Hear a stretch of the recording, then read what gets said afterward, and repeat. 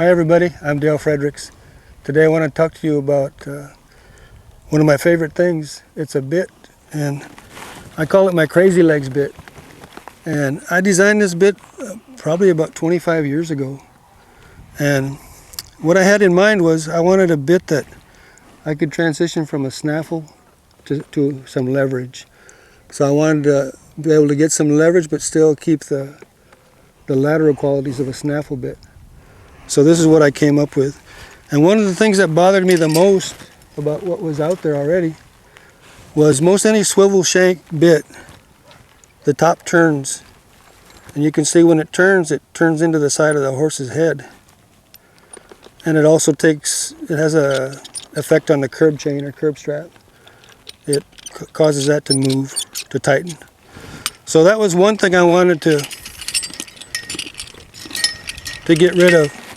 And this is what I came up with. This bit that Sammy's wearing is a Crazy Legs, and as you can see, the shank here is independent of the purchase. So in other words, hopefully he'll quit eating grass. Whenever I apply lateral pressure, the bridle loop doesn't turn and gouge into the side of his head. Now, if you pull hard enough, it's still going to put pressure on there, but it's going to be a flat pressure. You can see I'm pulling pretty hard right there. But you see how it stayed flat, and the curb chain never did come into play. And usually with this bit, I ride a very loose curb chain, although you can tighten it as the horse gets used to it. Like I said, I designed this to be a transition bit, but actually it's a lot more than that. I'll continue to use it throughout a horse's working life occasionally, especially if I need to do something new with him that I think he might be a little bit scared of, or if you just want to go for a trail ride or something, because you can sure ride it one-handed too. Also, there's a lot of people that keep their horse in the snaffle bit for a long time, and I think this would be a good alternative for them. This would give them the advantages of the snaffle, but also the advantages of a leverage bit. And as you can see, it doesn't pull across exactly like a snaffle. A snaffle will be pulling from here.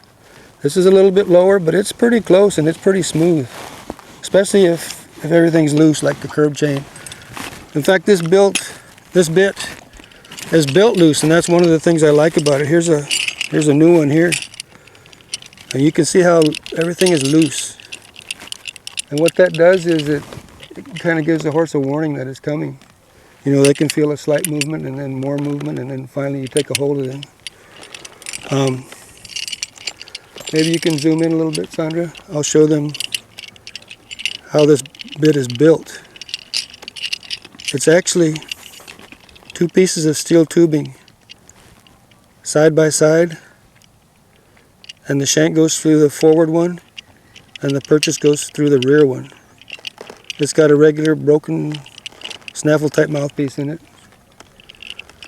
And one of the things that I didn't even think about when I was designing it, but it's kind of a side benefit.